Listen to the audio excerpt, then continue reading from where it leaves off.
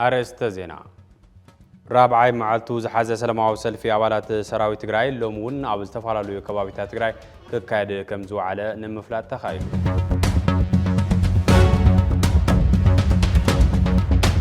أب قدني فتحاوي حتو سراوي تقرأي مالتو TDF بمسلاف أب تقرأي بحافشة أب سراوي تقرأي دما بفلايز الرئيس اللو تساقمات نملايك نسلفينا قبل ودب عرانا تقرأي لومي أو زوز أو مجلسي علاو غير اللو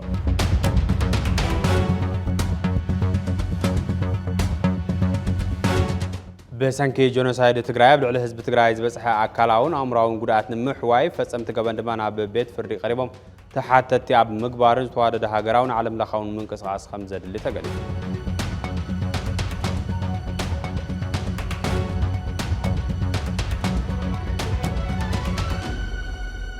سلامت عنا باللي كبران زينا براخة جميل اللون خد كتاتولنا بخبر نعدم حبيركم تسنح بلاي سياس فلما ملأختي عقل قلوت فنوة تقرأي TBS TV دحري تتصابو تطوناي مبال سممع بروتريا اب تግራይ ዝረአ ዘሎ ፖለቲካውን ጸጥታውን ምዕባለ እትስምምዕ ማዕረ ዘሃቦ አንጻራው ሰላም ኣብ መርሕነት ብዝተፈጠረ ቅሉላው ፍልፍል ሻቅሎትን ቀጻሊ ስጋትን ህዝብና ካብ ዝኸውን ውዕል ሕልር ይልሎ TBS TV እዚ ኣብ መርሕነት ህወሓት ዝተፈጠረ ክፍጠር ዘይነበሮ ፖለቲካው ኣፈላላይ ዋጋ ከም ዘኽፍል ካብ ሰናይ ጎሓቱ እናገለጸን ብዝተፈላለዩ ፈተውት ዓዶም ክግለጽ እናገበረን ምምጽኡ ዝፍለጥ ኮይኑ ጫፋት ዝሓዙ ተጻቦ እቶም መራሕቲ ግን ፈለማ ንባዕሎም ንውድቦምን ቀጽ ድማ ነታ ብሄርን ትከላታን ሓስዩን ይሓስነሎ ሓደ ትግራዋይ ምብዳልን ሓንቲ ንጽል ዓቕሚ ትግራይ ምጉዳልን ብሄር ከም ምብዳል ክሕሰበለዎ ካብ ዝብል መበገሲ ትግራዋይ ንዘይ ምብኻንን ትግራዋይነት ንዘይ ምሽረራፍን ብዙሕ ትግራዋይ ሓደ ኾኑ ክብል ተደሚጹ እዩ እንተኾነ እቲ ዝተፈጠረ ምክፍፋል ናብ ዝተፈላለዩ ስትራቴጂክ ትካላት እታ ብሄር ልሒኹ ክሳብ ስድራ ቤት ኣብ ዝጸሉ ሓደጋ ምብትታን ምእታው ንዕዘበለና እዚ ነቲ ኣብ ውሽጢ ተደጊሉ ዘሎ መረረት ሓዘን ጓሂ ሕቶ ልምዓትን ጠለብ ሓድሽ መድረኽን ብዘይ ትቋጻጸሩ መንገዲ ክባርዑ ካብ ምግባሩ ብተወሳኺ ንህዝቢ ትግራይ ታሪኻዊ በደል ኮይኑ ይሐልፍ ኣሎ ኣብ ውሽጢ ዝተፈጠረ ምድካም ንትግራይ ብኽፋእ ዝጥምታ ሓይሊ ክበዝሕ ኣብ ልዕሊ ምግባሩ ህዝቢ ትግራይ ብገዛእ መራሕቱ ዕድመ ዝግበረሎም ዘሎ ጽምዶታት ሰሜንን ደቡብን ድማ ካልእ ፍልፍል ቅልውላ ምዃኑ ኣይተረፈን ሕዚ መሰረታዊ ኣጀንዳታት ምምላስ ተመዛበልቲ ኾነ ካልእ ብሄራዊ ዛዕባ ከም ዛዕባ ክለዓለ ይረአይን ዘሎ መንእሰይ ትግራይ ልዕሊ ቁጽሪ ብዝኾነ መጠን ናብ ስደት የምርሕ ኣሎ ዝኸኣለ ካብ ትግራይ ይወጽእ ኣሎ ቀሊል ዘይበሃል ቁጽሪ ትግራዋይ ድማ ኣመራጺ ናብ ዘይብሉ ሓራን ዘይሓራን መሬታት ይኸይድ ኣሎ ልዕሊ ኩሉ ድማ ኣብ ዓዲ ሰሪሑ ክልወጥ ዝደሊ ዝነበረ ህዝቢ ኣብ ዓዲ ተስፋ ክቆርጽ ዝገብር ኩነታት ተፈጢሩ ኣሎ እቲ ናይ መወዳእታ ድፋዕ ብሄር ዝኾነ ሰራዊት ከምቲ ኣብ ዝቕንያት ዝረአ ዘሎ ናብ ኣደባባይ ሙጻእ ጀመረሉ ኩነታት ምርኣይ ዓዲ ክህልዎ ንዝደሊ ኩሉ ዘሕንኽ ኮይኑ ኣሎ ናይ ዝኹሉ ሽግርን ብሄር ሒዙ ዝጠፍእ ሓደገኛ ኩነታትን እንኮ መፍትሒ ህዝቢ ዝብሎ ብኽፉት ልቢ ምስማዕን ምስ ደቂ ብሄርካ ምስ ምማዕን እዩ ንብል እዚ ገና ዘይተሓሰበ እንተተሓሲቡ እውን ዘይተጀመረ ቅዋም መራሕቲ እንተገደደለው ምክሕሰብ ሕዚ ክጅምር ኣለዎ ዝብል እምነት ኣለና ጸለመታት ተነጽሎታት ምድፍፋኣት ስሙጻት ሓሶትን ጸርፍታትን ይኣከል ፈታዊኻ ጸላኢኻ ናይ ምግባር ዝግበር ትጉህ ምንቅስቃስ ደው ይበል በብዕለት ጸላኢ ንምፍራይ ዝግበር ምልሕሓጽ ይኾኖ ብሄራዊ ኣጀንዳ ዝኸልፉ ዕሎታት ጓል መንገዲ ጠጠው ይበል ኩሉ ንድሕሪት ገዲፍካ ናብ ዘተን ምርድዳእን ናብ ምስማዕን ምስምማዕን ምምጻእ ግዜ ዘይህብ ጉዳይ እዩ እዚ ብምግባር ትግራይ ካብ ውሽጢ ምፍራስ ኮነ ካብ ደገ ምፍራስ ክድሕን ንወስን መዋጽኦ ህዝቢ ትግራይ ኣብ ትግራይ ብደቂ ትግራይን ካብ ትግራይን እዩ TBS ኤዲቶሪያል رابعي معلتو زحازة سلماو سلفي عبالات سراوي تقرأي لومون عب زتفعلوا كبابي تقرأي سلماون سلطونن بزخون أقباب دمتهم كسمعوا كم زوعلو نمفلات تخيلو حتونا حتو تقمات من زي قلنا تاو مسلون يوزبولو توم تقادلتي أب كتما مقالة عد قراتن وقرون قدعات أكالو كيناتن بتملستي تقادلتن أب زترخبلو كسالت موعلو نمرداء تخيلو السلاماو سلفزي نبركة زبالة أوانات بزتفعلوا أقبابات يقرب زنبرة من محدراوي حتو أب أوانن بقبو مقدن بزي مفتاح استفترة نابزل على نهري زخير زلو طرعان مخانو تعذبتي قلتو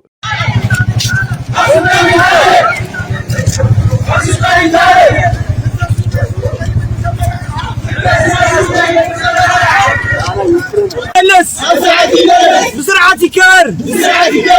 سرعة زي ولا مرارعة سرعة زي ولا مرارعة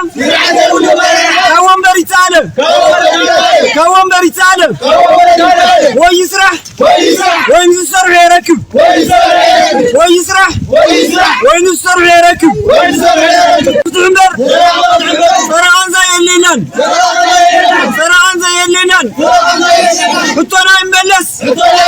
مسال لايكار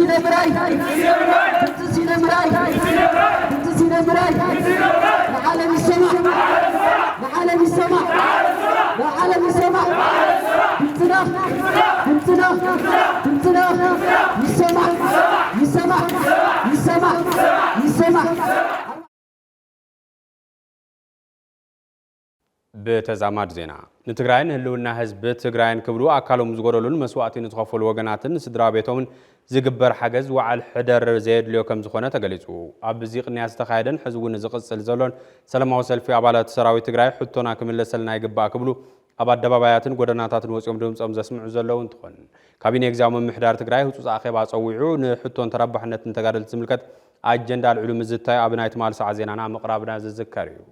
يخون امبرت سلفي لومون قصيل الله اب كتما مقلاب استخاده سلفي وقعات كنا تقالتي زحازو وحطون طلبن زملكت تي بي اس كم زصعب اواريد ولو تخطاتيلنا نملس ياو لما انت سلف نخوص غبرنا توان على منتايم قدم سلفنا نزملكتو اكل كافت زنا اساس كصعبه زبال منغستي ديمقراطياوي زخونه حطون طرحنا عربنا كيناينا غندما حطونا كملسن كسمعن سلازي كاله سلنا مጨረሻ ድምጽና ናዚ 98 ዘን ምራይ ተሳነ ምንት ንህዙን ንዓዱን ክብል ዋጋ ዝኸፈለ መስዋዕትን ዝኸፈለ ድምጽና ክነስምዕ ኣለና ኣብዚያ ድምጽና ክሰምዕና ዝኽእል ማሕበረሰብ ትግራይናን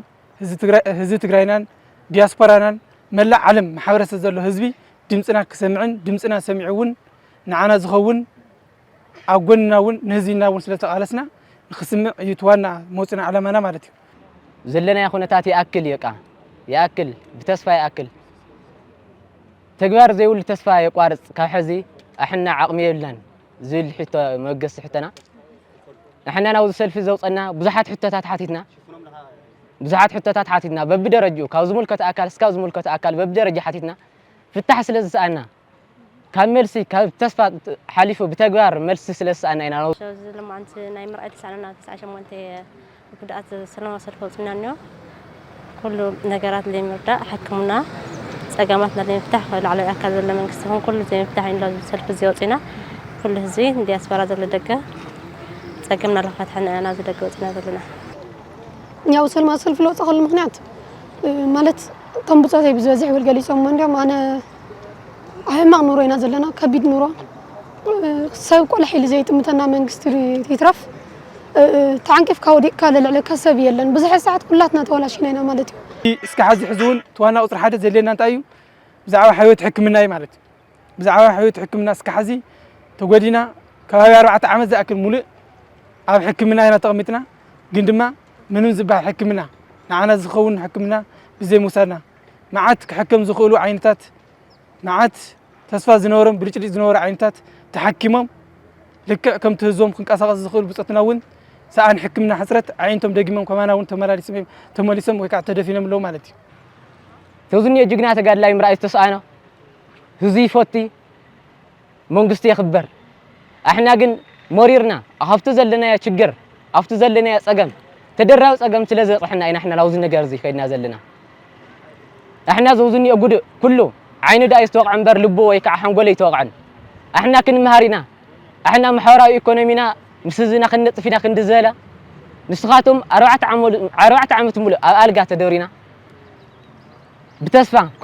كغبري لنا تهاله احنا زوزن التغالاي كله 98 مراي تسانو عينو زي كونه سأمر أبوني لو يسوع. لا زيت أنا مخيط إحنا بزحت أدمات هذا كم أدمات لما بزحت تزجير من كم تبي تسمع الزجرة كأتم حدك من الدولة خير لا مسجد أمريكي لي أسأله هنا عندما ذكرنا كأسألنا الخير إلنا كخرس مجمرة كجمرة الله جمرة يجر زي تجمرة الله مخاني مثلا كأتم حدا حكمنا أنت حكمنا بزحت تجارة أحكمنا شك أيانا مكنياتو أرجعي مسميش زجيرة مر تجارة مسميش كم زجيرة إنه خريطة زلزال خريطة زمان بقول بأقبض أيقنا مسنا سلسلة جن سلام سلفي وصينا إلى مالتي سلام سلفي توصل لنا جن لهزنا كنا نبيع يا أخوانا بهزنا بدقنا نتحجزنا مسنا هنا عاوز أحس ساعات جن تدورنا زلنا مالتي بمنقص درجة تدورنا هنا نربع عامة ملا عفرناش دكيسنا حكمنا ذي تحكمه ترحنا عيني ترح بوجدات يا أخواني أو ذل كل عنجتون أقارن رؤوس الفرس سوي سلام سلفي وتزلم مالتي كم استقبرنا هوتنا كم زيلة هزوناون بزوج حسماسيلو بخيو تشاقيلو بقولنا نقدفنا يم نرأينا يمون مسيناينا نسمعنا يمون مسيناينا سلزي هزون منم بانا كي تسكونه كي تسمعه كحجز زخر محجز كجبر زخر مجبر كحليفو كوزع بانا خسماسلين እንደገና على علم حسيت كيف يفتر هزوناون بزوج بانا قطر ليتن أبجن قطن أمكران خمزلو زفلتين تمالي نقول ناقوين ما عن ترى ما برهان عين سئينه ألقى خوفي للزوج زلة تقال لا يترديها بزخون عينة حجز بلخاء الكايو بقداي حكمنا خوني خليو بقداي محاوراوي إيكونومي تدقيفو صح نقول أسرح لا أتيلو صح نقول أتمرتو عيل زملاء سلو من قد الخفتر بلا خي عقل مرخص حق زينا إحنا نسوي على لنا مالتي إحنا كم زين نولد إحنا حضر كم زين نجمر ما نمسك كم زين إنا نجمر لكاي لكن أتقوي وليناتنا كرها كاوت وساخي أدينا تنمعنا نحرسنا ينمعنا معلم العلم يمال علو نفهنا أنا يدخل من قصة لمن يخل نيجو زي حكم من قصة لمن يخل لما عاد زي المع من قصة تاي يخل أو خندي نتقدر لك الحكم نعرفها كيس هم لا نعرفها هم مرخا مقدم وحدا تقدر لي تقاليس فرقاس حول كل كلجي سنح مجيت يلن خمسين ناس هذا إحنا وديكنا هنا أنا جن تقمنا أي تعقبنا نحن نزلنا بزوع البروتريا مسرت يتكبر كلاي نز تجدا لا يزي ير باكل أكل قديلس نايب بسال حويت سينو يو تدوري زلا عرت 4 عامت مالتكو خبيديو 4 عامت ثمانية زغولة عين خات عميت 4 عامت نور تطول حدا مرحي بحنت معتي وطي زي خير كفتها مدقسيتو انتهي لعين عمت عين معمات مالت خبيديو أنا إحنا سي خلاي قداتي لو خننا لنا بيزاخم ومبركم حدكم معنا مجمرة رأي الهزوخ مجمرة رأي هزو تزي حيس خدمة ومبر يلي صلى مسبالت مسترقة يا ترسعنا زلنا سراويت أب قدني فتحاوي حتى سراويت مالته ون TDF بمسلاف أب تجري بحفش أب سراويت تجري دما بفلايز الرئيس اللو سجمات الملاك نسلا فينا قبل ودب عرنا تجري لو معلت أب زوج أو مجلسي لا وغيره ودب عرنا تجري هلو خنتا تجري مركتو أب زوج أو مجلسي كم زحبره تين عامتات تأجل السنحن أب استفعل عليه وانن بستفتاتنا من قدنو العقس من نابل السنح زبرو باهقلوتي حزب تجري حزي نتيجة تقول ببطا قالي هنا بعد باباي مفساس جمير الله قبل جلسوا واستخدامات ودب أبز حلفوا عامتات نزيز أبيب كبابي أو جل حو حز قامن مرسي زاد اليوم حتوتاتن عرس محدرة حتوتات أكل قداتن من لسه قالتن وزف مهايا مهارانن سرحتن يا منجستن حتو استخ حدا بوليس نبر تقارلاي حتوتات سالساي زور محبر منبر عبايت 7 كاري حتو سب تاكسن سباجاجن عفنان قتلت دقانستيو ورار مريت زي حقا وعدنان ورقن من زاح مرزام كيميكالن ወዘተ ዝብሉ ሕቶታት ብምሓዝ ብዝተበታተነ መንገድና ተቃለሰ መጽኡ ድሕረ መባል እቲ ካብ አብራኽ ህዝቢ ትግራይ ዝተረኸበ ተጋዳላይ ትግራይ ማለት እውን ትዴፍ ነቲ ህዝባዊ ሕቶን ምጭፍላቕ ትእዛዝ እናተዋሃቦ ንግዚኡ እውን እንተኾነ ለውጢ ንክኹለፍ እናተገበረ ምጽንሑ አዘኻኺሩ ሰራዊት ትግራይ ከባሕቲ ጥቅምቲ ጀሚሩን ተኸታተልቲ መዓልታት ንጹር አጀንዱ ብምቕራብ በሰልፊ ሓተት ምህላው ድሕረ ምግላጽ ኣብቲ ሰልፊ መሃያን ጥቕማጥቕምን ብዘይኣድልዎ ይወሃበና ንሕና ናይ ሓደ ውድብ ሰራዊት ኣይኮናን ንሕና ሰላሚና እንደሊ ኩናት ኣይንደልን መንበሪ ገዛ ሰሪሕኩም ሃብና ካድረ ዝዕንድረላ ተጋዳላይ ዝሓፍረላ ትግራይ ኣይንደልን ወዘተ ዝብል ጭርሖታት ከም ዘስምዑ እውን ኣብሪሁ عرنا تግራይ ነዚ ፍትሓዊ ሕቶ ሰራዊት ትግራይ TDF ዝርዳእን ዝድግፍን ጥራሕ ዘይኾነስ ኣብ ጎድኒ ሰራዊት ተሰሊፉ ከም ዝቃለስ ዝገለጸት ውድብ ብተወሳኺ ድማ ንመላእተ ህዝቢ ትግራይ ዲያስፖራ ውድባትን ሲቪክ ማሕበራትን ነዚ ፍትሓዊ ሰላማዊ ተቃውሞን ቃልስን ሰራዊት ትግራይ ደጊፉ ሓቢሩ ክሰለፍ ጻውዒት ተቕሪቡ ውድባት ሳልሳይ ወያነ ውድብ ናጽነት ባይቶናን ነዚ ተኸታታሊ ሰልፊ ተጋደልቲ ድጋፍ መሃቦም ዝዝከር እዩ በሰንኪ ጆኖሳይድ ትግራይ ብልዕሊ ህዝቢ ትግራይ ዝበጽሐ አካላውን አእምሮአውን ጉድኣት ንምሕዋይ ፈጸምቲ ገበን ድማ ናብ ቤት ፍርዲ ቀሪቦም ተሓተቲ ኣብ ምግባር ዝተዋደደ ሃገራውን ዓለም ለኻውን ምንቅስቃስ ከም ዘድሊ ተገሊጹ እዚ ጻውዒት ዘቕረበ ኮሚሽን መጽናዕቲ ጆኖሳይድ ትግራይ ኣብ ልዕሊ ደቂ ኣንስትዮን ኣዋልድን ትግራይ ዝተፈጸሙ ጾታውን ጾታ መሰረት ዝገበሩን ጆኖሳይዳዊ መጥቃዕታት ዘርኢ ውፅኢት መጽናዕቲ ዕላዊ ኣብ ዝገበረሉ እዋን እዩ ኣብዚ ቅንያት ነጾታ መሰረት ዝገበረ መጥቃዕቲ ኣብ ምቅላሕን ምስናድን ከምውን ግዳያት እዚ ሕማቕ ተግባር ዝኾና ደቂ ኣንስትዮ ኣብ ምሕብሓብ ዘራእያቶ ብሉጽ ተመክሮ መስራቲ ትካል ገባር ሰናይ ሕይወት መሰረት ሓድሽ ተሸላሚት ብሬመን ሶሊዳሪቲ ኣዋርድ ምዃና ይፍለጥ መሪሕነት ትግራይን ተሓታትነት ጆኖሳይድ ትግራይ ሓዊሱ መሰረታዊ አጀንዳታት እታ ብሄር አጀንዳኡ ገይሩ ኣብ ክንዲ ምንቅስቃስ ኣብ ጓል መንገዲ ዘጥፍኦ ዘሎ ግዜን ጉልበትን ብነቐፌታ እንትልዓል ንሰምዕ ዝርዝር ኣለና ድሕረ ኩናት ትግራይ ካብ ዝተረኣያ ጽቡቃት ተግባራት ሓንቲ ንኩናት ትግራይ ብሓፈሻ ኩናት ንዝፈጠሮ ጆኖሳይድ ድማ ብፍላይ ትካላዊ መስርሕ ጌርካ ንምጽናዕ ዝተገበረ ምንቅስቃስ እዩ እቲ ምንቅስቃስ በበርኪ ኮሚሽን መጽናዕቲ ኮሚሽን ተተኺልሉ ይሕመቕ ይጸብቕ ትካላዊ ቅርጺ ሓይሊ ሰብ ተጸዋዕነትን በጀትን ሒዙ ናብ ተግባር ዝኣተወን በሰላታት ጆኖሳይድ ትግራይ ገና ከይቀምረረ ገዛ ገዛ ከይተረፈ መጽናዕቲ ንምክያድ ዝፈተነን ትካል ኮይኑ ኣብ ታሪኽ ህዝቢ ትግራይ ዝተፈለየ ቦታ ኣብ ልቢ ጸላእቲ ድማ ጸሊም በሰላ ገዲፉ ዝኸይድ ትካል ናብ ምዃን ተሰጋጊሩ ትግራዋይ ረስዓ እዩ ዝብል ናይ ሕልፍ ክሓልፍ ዘረባ ንጎኒ ገዲፍካ ነገር ምስ ሓለፈ ዝነበረ ሕማቕ አጋጣሚ ከም ዘይነበረ ብምሕሳብ ደጊምካ ብእግረ ጽነትካ ዝግበር ግትምትም ዝፈጥሮ ናይ ሕፍረት መጠን ተጻዊርካ ሓደ ቁም ነገር ምስራሕ ናይ ከምዚ ትካል ዝዝበሉ ተባዕ ውሳነታት ውጽኢት እዩ እዚ ትካል ኣብ ዝተፈላለዩ እዋናት ዘካየዶ መጽናዕትታት ብዝተፈላለዩ መገድታት እናቃልሐ ዝመጸን ትኸውን ኣብ ዝቕንያት ድማ ብልዕሊ ደቂ ኣንስትዮ ትግራይ ዝበጽሐ በደልን ግፍዕን ዝሰነደ ዓለም ለኻዊ ተቐባልነት ከም ዘለዎ ዝተፈለጠ መጽናዕቲ ዕላው ገይሩሎም እቲ ኮሚሽን ኣብ ትግራይ ዝተፈጸሙ ጾታውን ጾታ መሰረት ዝገበሩን ጥቃዓታት ኣመልኪቱ ዘካየዶ መጽናዕቲ ኣብ ዘውፅኦ ሪፖርት ካብ ጥቅምቲ 2013 ዓ.ም ዝተወልዕ ኩናት ጀሚሩ ኣብ ልዕሊ ደቂ ኣንስትዮን ኣዋልድን ትግራይ ዝተፈጸሙ ኣዝዮም ዘስካሕክሑ ብርክታት ጥቃዓት ምዃኑ ድሕሪ ምሕባር ርካቦታት እቲ መጽናዕቲ ከም ዘረጋግጾም ኣብ ትግራይ መጠነ ሰፊሕን ስርዓታዊ ብዝኾነ መገዲ ዝተዋደደን ጾታዊ ጾታ መሰረት ዝገበሩን መጥቃዕታት ከም ዝተፈጸሙ ኣረጋጊጽ ኣለኹ ክብል ኣቃሊሑ ከም ባህላቱ ኮሚሽን እንተኮይኑ ከበተ ጥሕሰታት ዓለም ለኻዊ ሰብኣዊ መሰላትን ሕግታት ሰብኣዊ መሰላትን ዝተፈጸሙ ምዃኖምን ዝተረጋገጸ ኮይኑ ገበን ጀኖሳይድ ገበን አንጻር ሰብኣውነትን ገበን ኩናትን ምፍጻሞም እውን ኣብዚ መጽናዕቲ እዚ ከም ዝተረኣየ ተሓቢሩሎም ኮሚሽን ጀኖሳይድ መጽናዕቲ ትግራይ ኣብ 6 ዞባታት ትግራይ ተዘዋዊሩ ዕምቆትን ስፍሓትን እንኮላይ ትርጉም ጾታዊ መጥቃዕትን ዝዳሃሰሰ ኮይኑ ኣብ ሓምለን ሓሰን 2015 ተበጻሕቲ ዝነበሩ ወረዳታትን ቀበሌታትን ትግራይ እውን ዝሓቆፈ እዩ ተባሂሉ ብተወሳኺ እውን እቲ መጽናዕቲ ኣብ 2016 ታሕሳስ ተወሰኽቲ መረዳእታታት ዝሓዘ ከም ዝኾነን እዚ ሪፖርት ኣብ ትግራይ ዝተፈጸመ ጀኖሳይዳዊ ጾታውን ጾታ መሰረት ዝገበረ ጥቃዓትን ዘለዎ ስፍሓት እንታይነትን ዘምጽኦ ሳዕቤንን ብሰፊሑ ዝጸብጸብ ከም ዝኾነ ካብቲ ኮሚሽን ዝረኸብናዮ ሓበሬታ ኣመላኺቱሎ እቲ ዝተኻየደ መጽናዕቲ ግዳያት ጾታውን ጾታ መሰረት ዝገበረ ጥቃዓትን ንምፍላይ ክልቲኦም ስልታት መጽናዕቲ ማለት እውን ኣሃዛውን ዓይነታውን ኣገባባት ኳሊቴቲቭ ኤንድ ኳንቲቴቲቭ ስልትታት መጽናዕቲ ተጠቒምካ ሳይንሳዊ ብዝኾነ መገዲ ተጸኒዑ ዕላው ከም ዝኾነ ተፈሊጡሎ ከምኡ እውን ጾታውን ጾታ መሰረት ዝገበረ ጥቃዓት ACGBV ንምብያን ከም IASC 2015 GBV IMS ዝበሉ መለክዕታት ኣብ ጥቕሚ ከም ዝወዓለ ዕላው ገይሩሎም በዞም መለክዕታት እዚኦም መሰረት ድማ ኣብ ትግራይ ዝተፈጸመ ጾታዊ መጥቃዕቲ ጆኖሳይድ እዩ ናብ ዝብል መደምደምታ ዝወስድ ምዃኑ ገሊጹሎም እዚ ማዕቀፍ ከም ዓመፅ ጾታዊ ጥቃዓት ኣካላዊ ጉድኣት ግዱድ መርዓ ክልከላ መሰረታዊ ኣገልግሎትን ዕድላትን ስነልቦናውን ስምዒታውን ጉድኣት ዘካተተ እንትኸውን ብመሰረት እዚ መጽናዕቲ 481,201 ወሃብቲ ሓበሬታ ተሳተፍቲ ምዃነን እቲ ኮሚሽን ሓቢሩ እዚ ድማ ዓለም ለኻዊ ገበን ጆኖሳይድ ናይ ዝፈጸሙ ኣካላት መንነትን ግደን ዝገልጽ እዩ ክብል ትዕላዊ ዝገበሮ መግለጺ ጠቂሱሎ ኣድላይነት እቲ መጽናዕቲ ኣብ ዝገልጽ ቃል እቲ ኮሚሽን ህጹጽ ፍትሒ ተሓታትነትን ግዳያትን መሰረት ዝገበረ ሕውየትን ንምርግጋጽ ከም ዝኾነ ምስ ገለጸ እዚ ጋህዲ ኣብ ምግባር መንግስታውን ዘይመንግስታውን ኣካላት ርብርብ ክገብሩ ጸዊዖም ኣብ ልዕሊ ህዝቢ ትግራይ ብሓፈሻ ኣብ ልዕሊ ኣዋልድን ኣደታትን ትግራይ ድማ ብፍላይ ንዝበጽሐ ገበን ኣብ ምቅላዕ ኩሉ ትግራዋይን ሰብኣዊ ሕልና ዝተዓደለ ኩሉ ፍጡርን ክቃለስ ጻውዒትና ንቀርብ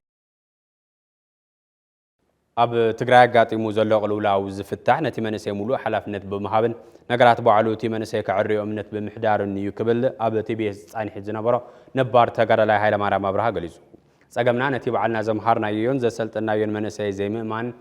ኣብ ውዕልኡ ዘይምትእማን እዩ ዝበለ እቲ ነባር ተጋዳላይ ኣብታ ክፍእቲ እዋን ታሪክ ሰሪሑ ብሓዊ ተፈቲኑ ታሪክ ዘመዝገበ መንእሰይ ወለዶ ትግራይ ዓቕሙን መትኸሉና እናእስኻ ምርኣይ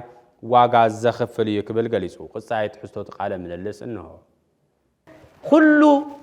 ዓብይ ማእኸላይ ኩሉ ሰብ ዘሳተፈ ኩሉ ሰብ ዘበለ ኣኼባ ገይርና ካብ ቀበሌኡ ካብ ቁሸቱ ካብ ክሳቢ ገይርና ርኢና ሰብ ኣቕሚጥና ንዛ ዓዲ እዚኣ ናብ ማን እንዳጎይታ እከለና ዓሽመልና ዘይኮንና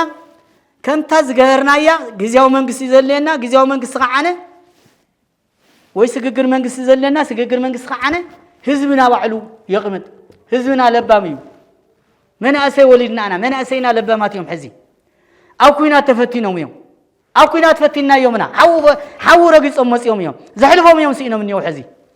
ተሓቅማ ክዝለል የብላን ብሓደጋ ህቦብላን ማዕበላዊ ነጎድጓድን ዝፈረሰ መንበር ኣባይቲ ከተማ እንዳባጽሓማ ብዝተገበረ ሓገዝን ሰፊሕ ርብርብን ተሃኒጾም እቶም ግዳያትና መረበቶም ይምለሱ ከም ዘለው ተሓቢሩ ብምትሕባር ኣብ ውሽጢ ዓድን ደገን ዝነብሩ ተጋሩ ብዝተገበረ ደገፍ እቶም ሓደጋ ዝበጽሖም ኣባይቲ ብምጽጋን እቶም ወገናትና መረበቶም ንምምላስ ምድላዋቶም ወጊኖም ከም ዘለው ተገሊጹ እቶም ሓገዝ ተገበረሎም ወገናት ተገበረሎም ድጋፍ ልባዊ ምስጋናኦም ከም ዘቕረቡ ጉዳያት ኮሙኒኬሽን እንዳባጽሓማ ዝለኣኸልና ሓበሬታ ይመላኽት ተኸታቲልና እንመለስ ኣብ ትግራይ ይቅር ዋላ በኢትዮጵያ እውን ዘይሰምዑ ዕድሜና ልክዕ ዘይሰምዑ ሓደጋ ገጢሙና ተራእይ ዘይፈልጥ ገዛ መንደቕ ሓፈቢል ዝወስድ ይኹን እምበር ምተገበረና ደገፍ እውን ዝምስገን ተራእይ ዘይፈልጥ ሓደጋ ገጢሙና ተራእይ ዘይፈልጥ ምትሕባር ገጢሙና ማለት ኣተ ቀንጠጠተኒ ገዛ ሸሞንተ ዘይንጎይ መኽዚን ገዛ የተቀንጥጡ ሸሞንተ ዘይንጎይ ተቀጥጥኒ ሸሞንተ ዘይንጎ ክውሃብ ተጸኒዖ ቀሪበ ኣለኹ በዚህ መሰረት ብትዘጽሕን ሓደጋ ተራዋሪዎም ሓደጋ እዚ ዝሕሸ ምትሕባር ገይሮምልና እዮም ዝተፈላለዩ መንገዲ እውን ለውጥታት ገይሮምልና እዮም ካብ ገዛ ኽራይ ናብ ገዙ ዝተመለሰ ሰብ እውን ኣሎ በዚህ መሰረት ነቶም ዝሓገዝ ዝገበሩ ኣሕዋትና እዮም ኢሎም ዝደገፍ እዚ የቕኒልና ኣዚናና ንምስግን ምትሕባር ከመ ይፈለየና እያ ክብል ዝደሊ ማለት እዩ ብዕለት 3 ርፊኤል ዝበፅሕ ሓደጋ ብጣዕሚ ስፍሕ ዝበለ ሓደጋ እዩ ነቱ ቀበሌ 03 ዝብል ብጣዕሚ ኣሰቃቂ ተራእዩ ዘይፈልጥ ሕማቕ ሓደጋ እዩ በፂሕና ኣብ ውልቀኝ ትርአ ተሎ ቆርቆሮ እዩ ኣልዒሉ ወሲዱለይ ያው ከባቢ 30 ዚንጎ ይኾነ ኣልዒሉ ወሲድዎ ነቲ 30 ዚንጎ እውን ድማ ንኡ ዝኸውን መተካእታ ብቲ ጽንዓት መሰረት ንኽወሃብ የናው ዝተጸውዐ ዘለኹ እዚ ንዝገበሩልና ኣሕዋትና ኣብ መላእ ዓለም ዘለዉ ዲያስፖራ ይኹን ሰብ ሃፍቲ ንገብሮ ምስግና ብጣዕሚ ልዑል እዩ ብርግጽ እቲ ደረጃ ብደረጃ ፀገማት ክፍታሕ ኢልና ንኣምን ናተፈትሐ እውን እንዮ ቶም ተሪፍዎም ዘንዮ ከምኡ ሓደጋ ዝተፈትሐሎም ነገር እውን ንኽፍታሐሎም ልመናና ነቕርብ ኣብ ወረዳ ብፍላይ ናይ ተወለድቲ ዓድን ፈተውቲ ዓድን እንዳባጽሕማን ከባቢያን ኣብ መሰረተ ልምዓት እዮም ጸኒሖም ብጣዕሚ ሓገዝቲ እዮም እቶም ደገ ዘለዉ ኣሕዋትና ዓብዪ ተመክሮ እውን ንኻሊእ ከባቢ ክሓልፍ ዝግብኦ እዩ ፕላስታ መሰረተ ልምዓት ኣብ ጽርግያ ዝጸንሑላ ድማ መሊሱ ኣብ ተመዛበልትና ዝበጽሐ ጥሜትን ሓደጋን እውን መሰረት ተገይሩ ሓጊዞም እዮም ሳልሳይ ድማ እዚ ሓደጋ እዚ ኣውሎ ንፋስ መንነቱ ዘይተፈለጠ ብጣዕሚ ሓየል ኣውሎ ንፋስ መደንገፂ ኮይኑ ስለ ዝረኸብዎ ኣብዚ እውን ሓገዝ ገይሮም እዮም ስለዚ ሓገዝ ሓደ ናይ ሓድነትና መግለፂ እዩ ካልኣይ ድማ ንኻሊእ ተመክሮ ክኸውን ዝኽእል ናይ ጥምረት ናይ ሓድነት ማሕበር እንዳባጽሕማን ከባቢያን ጠንካራ ማሕበር ምዃኑ ዘርኢ እዩ ኣብ ዓዲ ዘሎ ይኹን ኣብ ደገ ዘሎ ይኹን ተሓባቢሩ ተደጋጊፉ ንኻሊእ ከባቢ እውን ኣብ ካሊእ ልምዓታት እውን ኣብ ካሊእ ማሕበራዊ ፀገማት እውን ሓጋጊዙ ዝወፅእ ከባቢ ምዃኑ ኢና ተረዲእና ዘለና በዚ ኣጋጣሚ ኣብ ፅቡቕ ይኹን ኣብ ልምዓት ይኹን ትሕዚ ተጀሚሩ ዘሎ ሓገዝ መሊስና ድማ ናብ ልምዓት ናብ ፅርግያ ናብ መሰረተ ልምዓት ካልኦት ልምዓትታት እውን ከም ተመክሮ ሓሊፉ ተሓገዝ ተጠናኺሩ ክቕፅል ኣለዎ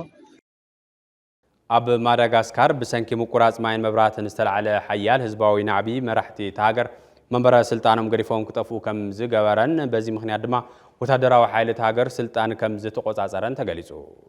ኣብዚ ሕዚ ሰዓት ሰራዊት እቲ ሃገር ስልጣን ተቆጻጺሩ ኣሎ ፕሬዝደንት እቲ ሃገር አንድሪ ራጆሌና ድማ ኣበይ ከም ዘሎ ኣይፍለጥን ምዕባለ ፖለቲካዊ ዛደሴት ሃገር ኣብ መንጎ መራሕትን ህዝብን ዝህሉ ምትእስሳር ኣብ ምርጋጽ ረብሓን ድሌትን እቲ ኣብዝሓ ዘይምስረት ምስ ዝኸውን መወዳእታ መራሕቲ እንታይ ክመስል ከም ዝኽእል መርኣያ ኮይኑ ኣሎ ዝርዝር ኣለና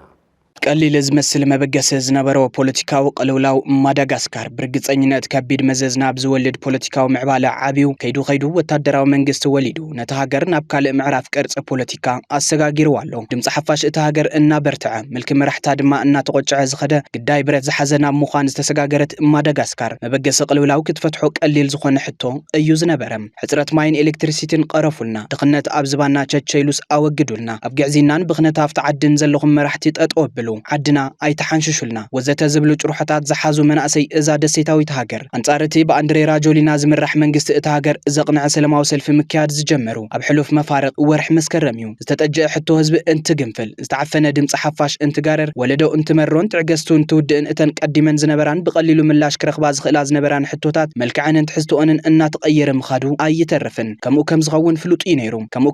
ፍሉጥ እዩ ነይሩ እንብል ዝደንጎየ ፍትሒ ከም ዝተኽእለ ይቁፀር ካብ ዝብል ቃል ለባማት በመብጋስ ዘይኮነስ ሓቂ ምስ ረገጽካዮ ቁጽሪ ዝጥንክር ብረት ምስ ዓምጽጽካዮ ቁጽሪ ዝቐንዕ ትረት ስለ ዘለዎ እዩ እዚ ሓቂ ዝክረዳእ ንዝደሊ ዝኾነ ይኹን ኣካል ኣዕርዩ ግልጽን ብእንቃዓጣፍ ኣብነታት ዝተደገፈን እዩ ካብ ሊብያ ክሳብ ቬኔዙዌላ ካብ ቱኒዝያ ክሳብ ኢትዮጵያ ካብ ሶማልያ ክሳብ ሶርያ ኮታስ ኣብ ልዕሊ ድሌት ህዝብን ባህጊ ወለዶታትን ኣርዑ ጭቆና ሰቒልካ ደቂስካ ምሕዳር ከም ዘይከኣል እኹል ኣብነታት እነይሮምን ኣለውን ነቲ ዝለዓል ሕቶ ድላይካ ዓይነት ስም ክትህቦ ትኽእል ነቲ ክምለስ ዝግብኦ ጠለብ ህዝቢ እከለ ዝመርሖ ናይ እከለ ድሌት ዝገንሖ ዝብል ድሌቱ ዓይነት ታርጋ ክትልጥፈሉ ትኽእል ብስሩ ኣብ ወለዶ ዝፍጠር ናይ ባዕልኻ መንፈስን ባህግን ናይ ምርግጋጽ ባህርያዊ ድሌት ዝኾነ ዓይነት ገምጋምን ስማስምን ክትህቦ ትኽእል እቲ ሓቂ ግን ኣይቕይሮን ነቲ ሓቂ ስለ ዘይቕይሮ ድማ ኣብ መንጎ እዚ ጠለባትካ ናይ ምምላእ ሕቶን ነዚ ጠለብ እዚ ካልእ መልክዕ ናይ ምትሓዝ ፖለቲካዊ ሃልክን ተወጢሩ ህይወት እቶም ሓተቲ ይኹን ዕምሪ እቶም መራሕቲ ብማዓረን ትብላዕ ምርኣይ ልሙድና ኾነ ይመጽእ ኣሎ መናእሰይ ሊብያ ኣብ ኣደባባያት ዝረፍረፈ ፖለቲካ ሊብያን ናይ ጋዳፊ መወዳእታን ህይወት ዓሰርተታት ኣሽሓት ዝበልዐ ቅልውላው ሶርያን ናይ ዓሳድ መወዳእታን ምኽንያት ሞትን ምምዝባልን ሚልዮናት ብፍላይ ድማ ፍልፍል ተነጽሎታ ተጋሩ ዝኾነ ዓመጽ መናእሰይ ኢትዮጵያ ናይ ህይወት መወዳእታን ወዘተ ከም ኣብነት ወሲድካ ውሕጅ ከይመጸ መገዲ ውሕጅ ናይ ዘይምጽራግ ናይ ገለ መራሕቲ ብስሩና ከመይ ዓድን ህዝብን ሓዊሱ ንባዕሎም ነቶም ዝፈርሱን ዝወድቁን ዘይመስሎም ፈርኡናት እውን ሒዝዎም ከም ዝጠፍእ እኹላት መረዳእታታት እዮም ኣብ ማዳጋስካር ኣጋጢሙ ዘሎ ፍሉይ ተርእዮ እውን ናይ ዝኣካል ጌርካ ክውሰድ ዝኽእል እዩ መራሕቲ ንህዝቦም እዮም ዝመስሉ ይበሃል ስለዝኾነ ድማ ኣብ ዘይስልጡን ማሕበረሰብ ዝህሉ መራሕቲ ዘይሰልጠነ ፖለቲካዊ ኣካይዳ ክኽተሉ ኣብ ዝሰልጠነ ማሕበረሰብ ዝርከቡ መራሕቲ ድማ ዝሰልጠነ ፖለቲካዊ ኣካይዳ ክህልዎም ግድን እዩ ናብ ዝብል ሓተታ ዝወስድ እዩ ይኹን እምበር እዚ ሓሳባዊ መደምደምታ እዚ ህዝቢ ዝጠፍእ ዘሎ ዓዲ ዝፈርስ ዘሎ እቲ ህዝቢ ስለ ዝግብኦ እዩ እቲ ዝምዕብልን ብቐጻሊ ዝዓብን ዘሎ ህዝቢ ድማ ስልጡን እዩ ህዝቢ ዝፈጠሮ መሪሕነት እዩ ከምኡ እውን ስለ ዝግብኦ እዩ ናብ ዝብል ናይ ዓይሹ ትርጉም ከይወስደና መራሕቲ ዝገበሮም ነቲ ዘይሰልጠነ ዝብልዎ ህዝቦም ከሰልጥንዎን ሓዱሽ ቅዲ ህይወት ከርእይዎን ትፅቢት ዝግበረሎም ምዃኑ ምሕሳብ ኣድላይ እዩ ንምንታይ እንተተባሂሉ ንምንታይ ደኣ መራሕቲ ኮይኖም ንምንታይ ደኣ ህዝባዊ ስልጣን ተቐቢሎም ንምንታይ ደኣ ዕፃ ዓድን ዕድል ወለዶታትን ኣብ ዝውሰን ቁልፊ ናይ ፖለቲካዊ ምሕደራ ቦታ ተቐሚጦም ስለዝኾነ ድማ መራሕቲ ኣብታ መራሕቲ ዝኾኑላ ዕለትን ቅጽበትን ሓለይቲ ህዝቦም ክኾኑ ጫማ ህዝቢ ኮይኖም ከገልግሉ ወለዶታት ዘየብርስ መጻእ ክፈጥሩ ድቃስ ስኢኖም ክሓድሩ ይግባእ እዚ ኣብ ዘይገበርሉ እዋን እንትሕተቱ ድማ ሕቶ ህዝቦም ክምልሱ ግድንን ልዕሊ ግድንን ይኸውን ንቕንዕ ሕቶ ህዝቢ ንፍትሓዊ ሕቶ ሓፋሽ ትርጉም ዘይብሉ ናይ ቤተ መንግስቲ ስማስም መሃብ ብትኽክልን ሓቅታት እቲ ሕቶን ጠለብን ኣይቕይሮን ነብሲ ትመራሒ እውን ካብ ጥፍኣት ኣየውሕሶን እዚ ኣብ ቀረባ እዋናት ኣብ ኔፓል ተራእዩ ኣብ ዝቕንያት ድማ ማዳጋስካር ተራእዩሎ ጉዳይ ማዳጋስካር ኣብ ዝተፈላለዩ ከባብታት ዓለም ዝርከቡ ብሕቶ ህዝብን ጠለብ ወለዶታትን ተወጢሮም ዝነበሩ መንግስታትን ቅልውላው ዘተኣናግዱ ዘለው ዓድታትን ርእሲ ዝሕምም ተጓንፎ ኮይኑሎ ብፍላይ ድማ ናብ መፈንቅለ መንግስቲ ዘቕንዐ ምንቅስቃስን ከም ማዳጋስካር ዝበለ ብዓወት ዝዛዘም ዘለው ዕልዋን ብዙሓት መልእኽቲ ኣይፈትዎን ዘለው ጥራይ ዘይኮነስ መርኣያ ሕማቕ ኣጋጣሚ ገይሮም እንትወስድዎ እውን ይረኣየሎ ካብ ስጋኣቶምን ፍርሖምን ብምብጋስ እውን ሚድያታቶም ሽፋን ኣይህብዎምን ዓለም ብዛዕባ እዚ እናተዛረበ ቀረበት ነሳቶም አፍልጓሚሎም ህዝቦምን ዝጨቆንዎ ሕቱን ከይበራበር እንትገብሩ ንዕዘብ ትማሊ በታ ሃገር ዝእዘዝ ነበረ ትማሊ ኣብ ትሕቲ መሪሕነት እተዓዲ ኮይኑ ኣብ ተጠንቀቕ ዝነበረ ትማሊ ኣብ ትሕቲ ትእዛዞም ኮይኑ ኣለኹ ሚኒስተር ፕሬዝደንት ዝብል ዝነበረ ወታደራዊ ሓይሊ ማዳጋስካር ነቲ ብመናእሰይ እታ ሃገር ዝተወልዐ ሰላማዊ ሰልፊ ናዕብን ተመጣጢሩ መንግስታዊ ስልጣን ምቁፅጻሩ ነተን ከይደን ብወታደራዊ ሓይሊ ቢለን ቤተ መንግስቲ ዝኸፍታ ሃገራት አፍሪካ ክትመስል ገይሩ ኣሎ ማዳጋስካር ሕዚ ኣብ ጽምዋ ኣብ ራዕድን ስርዓትን ትርከበላ እቲ ስልጣን ተቆጻጺረ ዝበለ ሓይሊ ሰራዊት በኣዛዝ ናይቲ ካብሳት ተባሂሉ ዝፍለጥ ኣሃዱ ዝኾነ ኮሎኔል ማይክል ቢሉ ኣብ መንግስታዊ ራድዮ ተረኺቡ ብዝሃቦ መደረ ስልጣን ሒዝና ኣለና ክብል መቀልሑ ወታደራዊ ሓይሊ ተቀዳዲሙ መደብር ራድዮ ዝሕዘሉ ተደጋጋሚ ታሪኻዊ ተጓንፎ ዓመጽ ዘይፍለይን ዓድታት ዘቐጸለ ክኸውን ምኽንያት ኮይኑሎ መራሕታ ቤተ መንግስቲ ተቆጻጺራ ዘላ ኣሃዱ ብመናእሰያት ዝተለዓለ ህዝባዊ እምቢታ ሃገረ ማዳጋስካር ከም ዝድግፍ ኣብ ዝሓለፈ ቀዳመ ሰንበት ዕላው ገይሩ መንባሩ ዘዘኻኸሩ ማዕኸናት ዜና ፍራንስ 24ን አልጀዚራን ፍልማ ብፍሉይ ደገፍ ናይ ዝኣሃዱ ናብ ስልጣን ዝመጸ ፕሬዝደንት አንድሬ ራጆሊና ካብቲ አንጻሩ ዝተለዓለ ንሰሙናት ዝቐጸለ ሓያል ተቃውሞታት ዓርሱ ንምድሓን ኣብ ውሑስ ቦታ ተዓቂቡ ከም ዘሎ ገሊጹ ከም ዝነበረ ተፈሊጡሎ እንተኾነ ድጋፍ እዛ ናይ ሰራዊት ኣሃዱ ነቲ ፕሬዝደንት ካብ እምቢታ መናእሰያት ማዳጋስካር ከተድሕኖ ኣይከኣለትን እሞ ንሱ እውን ከም ሃገሩ ድሃይ ፕሬዝደንቱ ኣይፈልጥን ዘሎ ተባሂሉሎ እዚ ወዲ 51 ዓመት ፕሬዝደንት ኣብ ፌስቡክ ገጹ ኣብ ዘመሓላለፎ ቀጥታዊ ስርጭት ኣባላት ወታደራዊ ጉጅለን ፖለቲከኛታትን ክቐትሉኒ መደብ ውጽኦም ኣለዉ ክብል ገሊጹሎ አንድሪ ሃልሃል ንዝብል ስምዒት መናእሰይ ብዓይኑ ክርኢ ዓቕሚ ኣይረኸበን አንድሪ ምድረ ሰማይ ንዝህገምግም ድምፂ መናእሰይ ሃገሩ ዝሰምዕ እዝነ ልቦና ኣይተዓደለን አንድሪ ዓዱ ካብ ኢዱ ተምልጦ ከም ዘላ ምስ ፈለጠ ጠጠው ዝበለሉ መሬት ተኸፊሉ ከም ዘይውሕጦ ርግፀኛ ክኸውን ኣይከኣለን ሓፂሉ ጠፊኡ እዚ ዛንታ እዚ እዚ ድሓን ወዓሉ ዘይብሉ ጉዕዞ እዚ ኣብ ርሑቕ ንዛንታ መንግስቱ ሃይለ ማርያም ኣብ ቀረባ ታሪክ ድማ ንዛንታ መራሒ ራሽያ ዓሳድ ዘዘኻኽር ኮይኑሎ እወ ታሪክ ዓርሱ ይደግም እዩ ኣብዚ ሕዚ ሰዓት እዚ መራሒ ማዳጋስካር ኣበይ ተሓቢኡ ከም ዘሎ ዘይተገለጸ እኳ እንተኾነ ኮይኑ ግና ብወታደራዊት ነፋሪት ፈረንሳይ ገይሩ ካብቲ ሃገር ከም ዝሃደመ ዝወፁ ጸብጻባት ይሕብሩ ኣለዉ አንድሪ ነቶም ጀንዚ ማዳጋስካር ተባሂሎም ዝፍለጡ መናእሰያት ዝገብርዎ ተቃውሞ ክጭፍልቕ እኳ እንተፈተነ ኣይሰመረሉን ጥራሕ ዘይኮነስ ብግልባጡ ሃዲሙ ክሕባእን መንግስቱ ክፈርስን እዩ ምኽንያት ኮይኑዎ ዘሎ እቲ ፕሬዝደንት ካብ ዝሓለፈ ረቡዕ ጀሚሩ ኣይተረኣየን ቤት ጽሕፈቱ ኣብ መወዳእታ ናይ ዝሓለፈ ሰሙን ንአንድሪ ካብ ስልጣን ንምዕላው ፈተና ይካየድ ከም ዘሎ ድሕሪ ምግላጽ ወታደራት ንዋና ቤት ጽሕፈት መንግስታዊ ቴሌቪዥን ክቆጻጸሩ ምዃኑ ኣብ ዘፈራርሐሉ እዋን እቲ ፕሬዝደንት ማልሶኒ ክህቦ ዝሓሰበ መደረ ከም ዘናውሖን ብፌስቡክ ገጹ ኣብ ዘመሓላለፎ መልእኽቲ ግና ካብ 25 መስከረም ጀሚሩ ኣብ ልዕሊ ህይወተይን መንግስትን ፈተና ዕልዋ ይካየደሎ ከም ዝበለን ኣባላት ወታደራዊ ጉጅለን ፖለቲከኛታትን ክቐትሉ ንመደብ ውጽኦም ኣለዉ ክብል ዕላው ከም ዝገበረን ማዕኸናት ዜና ሒዘንኦ ዘለዋ እቲ ዝዓበየ ርእሰ ዜና ኣፍሪካ እዩ ህይወተይ ንምድሓን ውሕስ ቦታ ክደሊ ተገዲደ እየ ክብል ብማሕበራዊ ገጹ ዘቃልሐ ፕሬዝደንት አንድሪ ነዞም ኣብ ሃገር ኣጋጢሞም ዘለዉ ሕቶታት ንምፍታሕ ሕዚ እውን ሓሳብ ምቕራቡ ኣይቋረጸን ንሱ እዞም ኣብ ዓድና ዘለዉ ፖለቲካውን ማሕበረሰባውን ጉዳያት ንምፍታሕ እቲ ብሕታዊ መማረጺ ሕገ መንግስቲ ምኽባር ከም ዝኾነ ምግላጹ ተፈሊጡሎም ድሕሪ ጽዕጹዕ ኣኼባ ወታደራውያን ኣዘዝቲ እቲ በዛ ኣሃዱ ዝተተክአ ሓዱሽ ሓለቓ ስታፍ ጀነራል ዶሞስተን ፒኩላስ ሓይልታት ጸጥታ ኣብቲ ሃገር ስርዓት ንምሕላው ብሓባር ይሰርሑ ከም ዘለዉ ንህዝቢ ኣረጋጊጹ እዩ ክብል ዝጸብጸበ አልጀዚራ ኮይኑ ሓደ ላዕለዋይ መራሒ ናይቲ ዝዓበየ ተቃዋሚ ሰልፊ ማዳጋስካር ቲአይኤም ብወገኑ ንቢቢሲ ኣብ ዝሃቦ መግለጺ ድማ ማዳጋስካር ኣብዚ ግዜ እዚ ኣብ ትሕቲ ወታደራዊ ሓይሊ ትመሓደር ከም ዘላ ገሊጹሎም ሰልፊ ቲም እቲ ፕሬዝደንት ስልጣን ብምሕዳጉ ክስ ክቐርበሉ መደብ ከም ዝተተሓዘውን ሓቢሩሎም እቲ ዝሕዝን ነገር ህዝባዊ ናዕብታት ናይ መናእሰይ እምቢታታት ዘይተመለሱ ሕቶታት ወዘተ ዝፍትሑ ተቐራሪብካን ተላዚብካን ግዜ ገደብ ኣቐሚጥካን ንቓልካ ተገዛእ ኮንካን እምበር ኣፈራሪሕካን ቀቲልካን ክፍትሑ ዘይኽእሉ ምዃኖም ዓለም ዕለታዊ ኣብነታት ትህብ ኣብ ዘላትሉ እዋን ሕዚ እውን ዓፈናን ብረት ወለድ ስልጣንን ከም መማረጽ እንትወስዱ ምርኣይ ልሙድ ምዃኑ እዩ ኣብ መወዳእታ ቲቢኤስ ቲቪ ስሩዕ ፈነወ ካብ ዝጀመረሉ እዋን ፈሊሙ በቦርሑ ናይ ትኹረት ኣንፈት እናነጸረ ዜና ንመደባትን ቀሪጹ ኣብ ምፍናው ምጽንሑ ይዝከር እዚ ሒዝናዮ ዘለና ወርሒ ጥቅምቲ ድማ መሰረታዊ ሕቶታት ህዝብና ዝምለሰሉ ብሔራዊ ህላዊ ዓድና ዝረጋገጸሉ መንገዲ ሕይወት እንዳግመ ህንጸት እንተተሊሙ ፍጻመ ዝረኽበሉ እቲ ብሕታዊ መንገዲ ዘተን ምርዳእኒ ካብ ዝብል እምነት ፖለቲካዊ ሓይልታትን ዝተቃረኑ ኣራያታትን ናብ ልዝብ ክመጽ ምድፋእ ቀንዲ ትኹረትና እዩ ትግራይ ምቕዳም ንብሔራዊ ረብሓ ዋጋ ምሃብን ንዘበና ዝቐጸለ መንነት ልዕሊ ውልቃዊ ድሌትካ ምስራዕን ኣብ ነፍስ ወከፍ ትግራዋይ ክህሉ ዝግባእ ቁዋሚ ኢልና ንኣምን ነዚ ድማ ንዘተን ምርዳእን ሰፊሕ ድል ምሃብ የድሊ ንብል እዚ ቁዋም ኣብ ዜናን መደባትናን ክትረኽብዎ ኢኹም ሓደ ጠረጴዛ ግን ኮፍ ኢልና ንማየጥ ሕርዩ ጽዕንቱ ክንፈጥር ኢና ህዝቢ እውን ሓደ እናኾነ እዩ ዝኸይድ ተፈላለዩ ዘለውን ሓደ እናኾነ እዩ ዝኸይድ እቲ ሰራዊት ተፈላለዩ ዘለውን ሓደ እናኾነ እዩ ዝኸይድ ስለዚ እቲ ብትን ኢሉ ዘሎሲ እንዲያም ቶም ሃይማኖት መራሕቲ ቶም ናትና ማለት እየ ቶም ዓዲ መራሕቲ ነገሩ ኩሉ ሃይማኖት መራሕቲ حون بوليتيكيا غيرنا يينا ابت حزب تقبلنا كيركب غيرنا يينا ግን توم ሃይማኖት መራሕቲ توم ዓድም توم ሽማግለ ዓዲ ኩሎም ተኣኪቦም نتأكد بزعب حزبنا نزارب صعنتا نفطر حزبنا ندحن انت تأكبنا أيو سلزي نابت أربيزا نمصا نابت أربيزا خمصا خلق دحريو خمزين تغيرنا جن حزبنا زي دحنا لمن قدي يلا عقم زلو بب خبابي الله حساب زلو بب خبابي الله اتحساب نابت أربيزا تمصينا أيو اتحساب انت وديونا أيو وديونا انت تمايعيتنالو اتلدربون انت دربينايو نايت تግራይ ህዝብ ትግራይ ተሕዝ ወጽሕዎ ዘሎ ሓደጋ زين فتحوا له መንገድ ምንም የለን ልዕሊ ናስ ማንም ዝፈትሕ የለን ኣነ ፌደራል እውን ማንም ልዕሊ ህዝብ ትግራይ ባዕሉ ንባዕሉ ዝፈትሐሲ ማንም ልዕሊ ዝፈትሖ የለን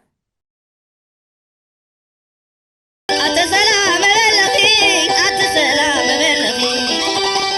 كل تدقنا نواريغي ولدن ولد نبالغي عدا عباس نيرو عدا مرعا عدا عبيتي عدا منسي نيرو عدا مرعا عدا تستاي نيرو عدا طعام أنت عزقل نبي علو تهزبنا سلام يبلالو كبراتن كبرانن زيناتاتنا كتكتاتلو صنحكم يمثل نيرو مسترو في مدلوات تي بي اس حبيركم ناصنحو سلام